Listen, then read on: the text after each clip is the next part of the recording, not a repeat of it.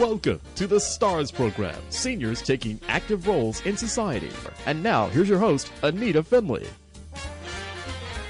We love to have Darwin Porter on our show. Darwin is calling in from Staten Island. I have no idea what it's like there. So what is it like there, Darwin? ANITA, good morning to you and happy Ides of March. The Northeast is under assault. It's Canada's revenge on us. I went out for a walk along the water like I do in the morning, and I was almost blown away to Nova Scotia. No kidding. Power is out along much of the Northeast, but I'm sure you people are all planning a beach day down in my wonderful former state of Florida. Yeah, right. I don't think so. But I have to just tell you that I worry about you when I hear what's going on there, and it's just too bad that you're just being hit with these just unbelievable storms. I know. It's pretty wicked. But now, talking about storms is my lead-in today to today's show. I've been dominated, my life has been dominated the last 2 days about the Oscars coming up tomorrow night. And it's a divided country, and there will be history made tomorrow night, and there will be controversy. We're Americans. We love controversy. And the one of the main conflicts is ABC can make, millions of dollars in advertising, and they want it to be a very celebrity, razzmatazz, red carpets, and that's fine. In fact, in 1927-28, the Oscars began, and it was supposed to be a celebration of the movies, and but it's being turned now in some quarters, major quarters, with protest, are raising social consciousness, and this will be the first Oscar time for the organizers of Me Too, Time's Up, Never Again. They will appear. It's not known if the women will appear in what they call black gown politics, like they did at the Golden Globes. In fact, I watched the red carpets at the Golden Globes, and only one woman came out wearing a dress of color. I love the new term, black gown politics.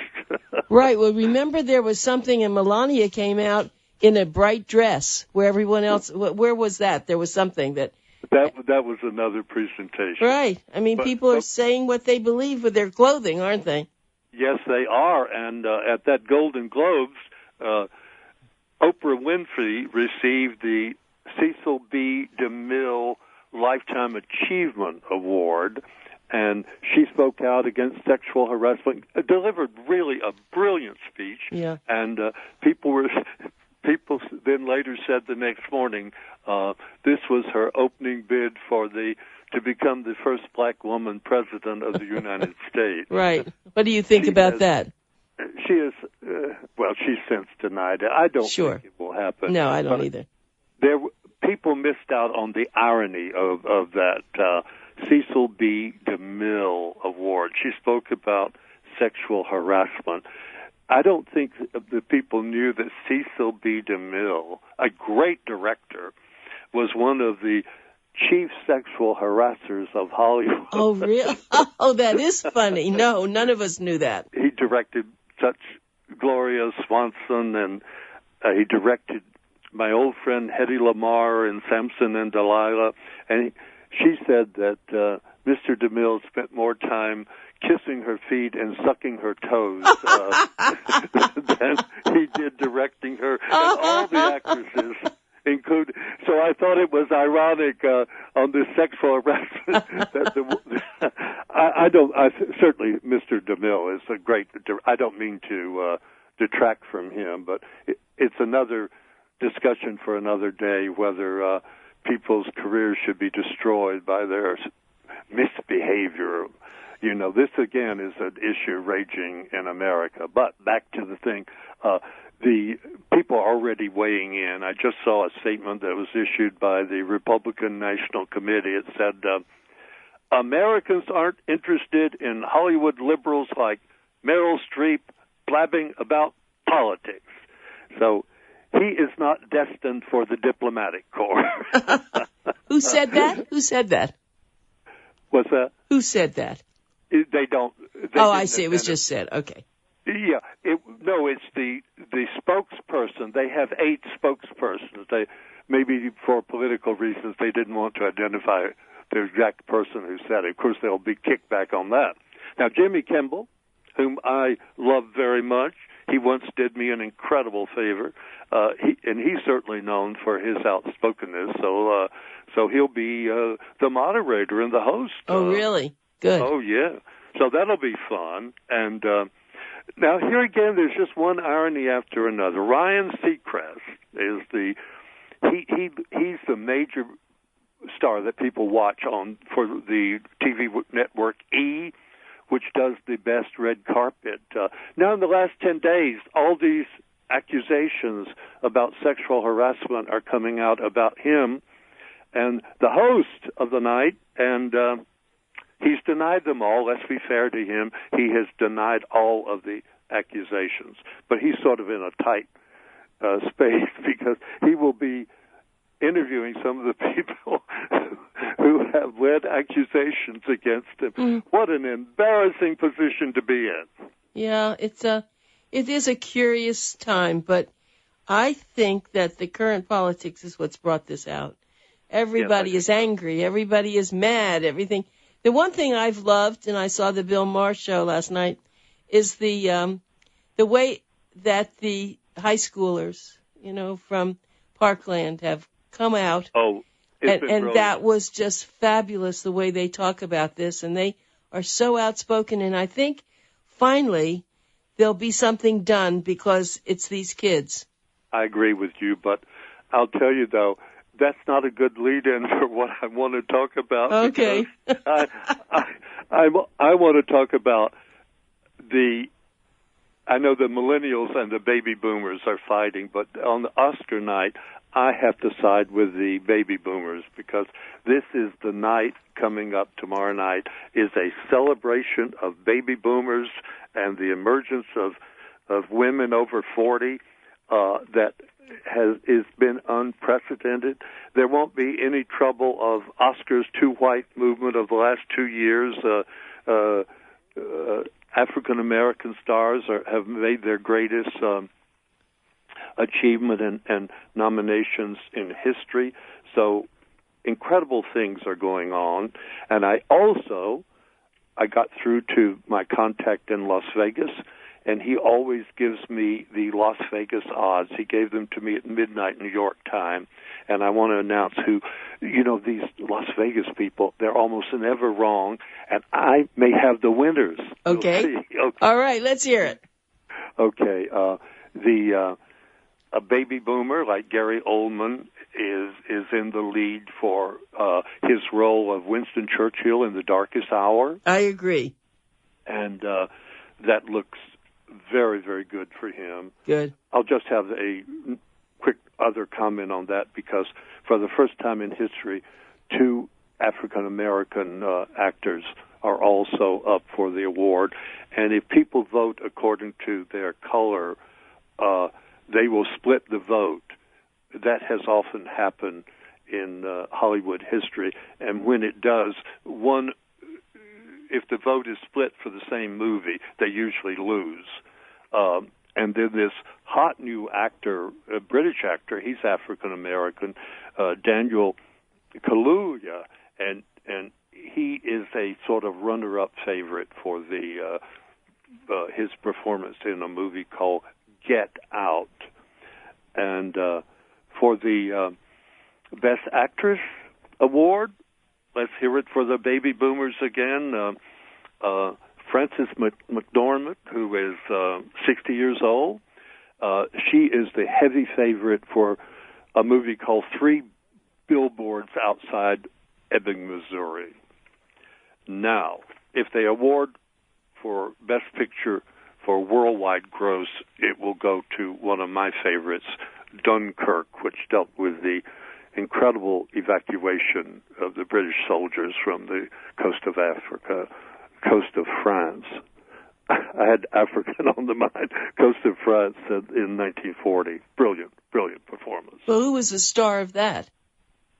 Well, it didn't really. It right. was the movie itself. It was the movie, right. I mean, it had actors in it, but it was no like big star, you know. I mean, they all had everybody had sort of like a supporting role. And the best picture, as I said, is The Shape of Water is generating, and I don't know if you've had a chance to I'm going to see that tonight, as a matter of fact. You're seeing it tonight? Yes. Oh, so you will see it before it begins. Right. But the one thing I like, because I'm a great supporter of baby boomer women, we've counted them up here. It's a historic first. 8 out of the 10 Oscar nominees are over 40, with strong, powerful roles this year for women. Nicole Kidman, who is 50 years old and looks 20, said, can you hear me? Yes. Yes, I can. I'm listening intently. I'm Are you having a problem? I hear you perfectly. You keep going. Good. Then I'll just keep talking then. Said, women of my age used to be washed up, but we're making a comeback, and watch us go. And I love that. And also, this Allison Janney plays this strong mother role in I, Tonya, and she might win an Oscar. And Laura Metcalf in Lady Bird. I saw that last night and carried away. I would have almost voted for her on the spot. And along comes another baby boomer, Leslie Manville. She delivers the best performance of her life in Phantom Thread. I saw that. I love that. Oh, yeah. And then another African-American woman, Octavia Spencer, in The Shape of Water. I'd like to give them all an award. And for the 5th time in Oscar history, Greta Gerwig was nominated for Best Director for Lady Bird.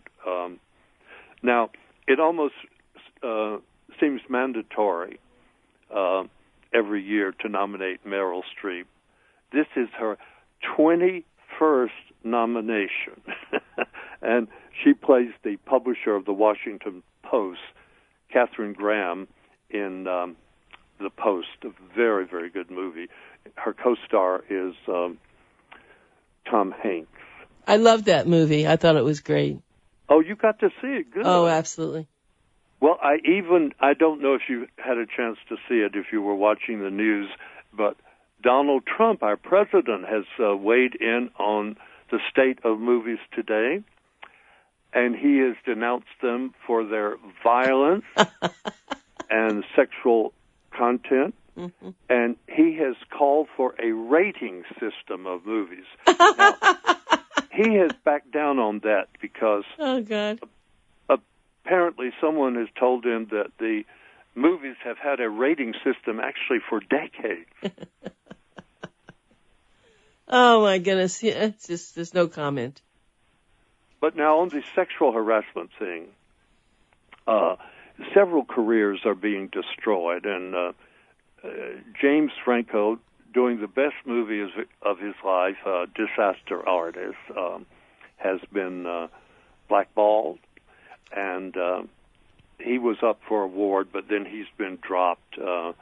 It's sad in a way because it was his best performance, and I feel a little impacted myself because some people in the film industry are losing out on things they worked hard for, and sometimes for 2 or 3 years, and then their dream project has fallen through. I'll give you an example of 2 things that indirectly affected me. As you know, I wrote a biography of the novelist and political essayist Gore Vidal. Oh, yes.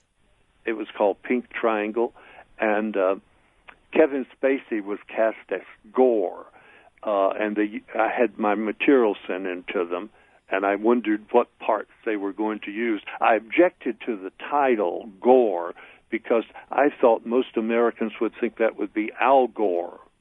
True. That's interesting. Yeah. Now, the movie was made with Kevin Spacey and now has been shelved. And they spent millions of dollars, and maybe it will be released at some future date. And then I got another blow.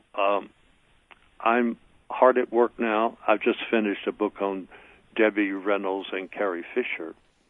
Mother-daughter. It's for my Mother's Day gift to the world. And I have I'm now working on a book on Playboy's Hugh Hefner. Good. And good. Ratner, the director, he was going to produce it, and I was going to have 3 press parties at the time of the opening of the movie in New York, Chicago, and Los Angeles. And for a change of pace, I was going to have the male guests wear bunny tails. That's hysterical. And then I picked up the paper one morning, and Ratner has now been charged with all sorts of sexual harassment, and which he denies. And I just got the news that the movie on Hugh Hefner has been canceled, and I'm really very sorry. It was ready to roll, and all those people worked very hard on it. I saw the script. It was great. I thought it would make a fabulous movie. I'm going to go ahead and release my book in October, but I'm sorry that. So in a way, I feel some of the fallout of my own plans when all this is now going down the tubes. But we'll see how it all works out. I don't know. I want to say this, that the all-white Oscar thing where African American people were sort of edged out. Well, actually, ironically, during that period, they weren't really being edged out at all, because they were making the Moonlight set in Florida, and it was coming out after the Oscars were awarded, and so they became the best picture of the year. Well, and Hidden Figures is fabulous. Do you hear me that? Did you hear me say that? No, I didn't. Hidden Figures. Are you hearing me? I think it's your phone, because we don't have this problem with anyone else. Isn't that amazing? Because yes. I don't have this problem. I know. Ever, but anyway. But can you hear me say Hidden Figures? Yeah. Well, that movie. That was great. Yeah, and then now the Black Panther was being produced at that time in pre-production, and now with the basically all-American cast, and it is now a worldwide hit. It's not only doing well in America, but it's doing very well in many countries. Germany, however, preferred 50 Shades of Freed, part of that 50 Shades. Oh, I love that. Yes, that was great. You don't like that? Yes, I did. But the Germans preferred to go see that instead of Black Panther. Well, tell me what Black Panther's about. Oh, it's an action movie, but also a celebration of African American culture. It's brilliantly done. It's never, in fact, they're in New York and various other cities. I don't know about Miami. They're having loads of young African American school children. Disney is producing it, and it's often giving them free tickets, and they come in and they talk to the press, and they found themselves on the screen, and a great celebration of the African American culture. Now China is our second largest audience for movies, but they don't know how it will play in China, because China doesn't want to be left out. These people there are very smart, and they're now doing their own Chinese superhero movies where Chinese men and women are the focal points. So we're getting into what audience identifies with what product, and so the world is being swamped now, or soon will be, with Chinese. They may start staying away from Star Wars and Wonder Woman, and you'll see an Asian woman on the screen, and certainly in the shift toward diversity. In fact, I wrote a column about it for the Boomer Times. Yes, it was great. Absolutely. The major people currently overlooked are the Latinos, who are 18% of the American population, and members of the LGBT community, and as I said, the Asians. So that's three powerful groups of people who are often misrepresented. But at least the African Americans are forging ahead and having a moments of great triumph. At this time, I'm having two different groups shooting movies in my house, and one is a baby boomer group with by a former newscaster. I used to watch her deliver the evening news. She doesn't want me to give her name until she announces it, and she mostly has a baby boomer crew, but I'm also having the millennials in. NYU is sponsoring this film, and they want to use certain scenes in my home, and they have a completely different view. In fact, some rather militant. They want to kick out baby boomers in the academy who haven't worked in 10 or 12 years. That's funny. In the old days, like getting rid of Cary Grant and James Stewart, you couldn't write the history of movies without Cary Grant and James Stewart. So I oppose all that, of course, because I know that the Academy is dominated by white men, but they've always been attacked all their life for being too liberal, and I think they've been very fair and very generous, and they know the movies. When I talked to these baby boomers, there were 15 of them here, and we were talking about old movies, and only one of them had seen Gone with the Wind. No kidding. And they hadn't seen what's called the two greatest movies of all time, Citizen Kane by Orson Welles and Casablanca with Humphrey Bogart and Ingrid Bergman. But I thought baby boomers who were directors, always talked about the former directors, like in the 20s and the 30s and 40s, who inspired them. And I thought, I was telling these guys, I said, you should go, you can see all these movies, they're available. I said, go out and see them. I mean, don't you want to know what happened on the screen before you came along? Oh, absolutely, Darwin. And I wanted everyone to know, we jumped into this so quickly, but my guest is Darwin Porter, the celebrity author, famous for so many things, and he's calling from Staten Island, New York. And I guess we're just about out of time, Darwin. It went too fast, but I loved what you did this morning. This is so apropos, and I'll be watching tomorrow night along with you. Okay, we'll see if that Las Vegas man, he pulled it off for the last 3 years. Let's see if he got it right this time. Well, I think everything you've said is sounds right, but I'm wondering if there's some surprise out there that we haven't even heard about. I guess not. Well, there certainly was when Faye Dunaway announced La La Land as the winner. Oh, right. That was interesting. Wasn't how that happened. So we can always, and also there'll be some political explosion or something. So It'll be a fun show. And good luck with the rest of your morning. Thank you so much, Darwin. I'll talk to you again. Bye. Take care.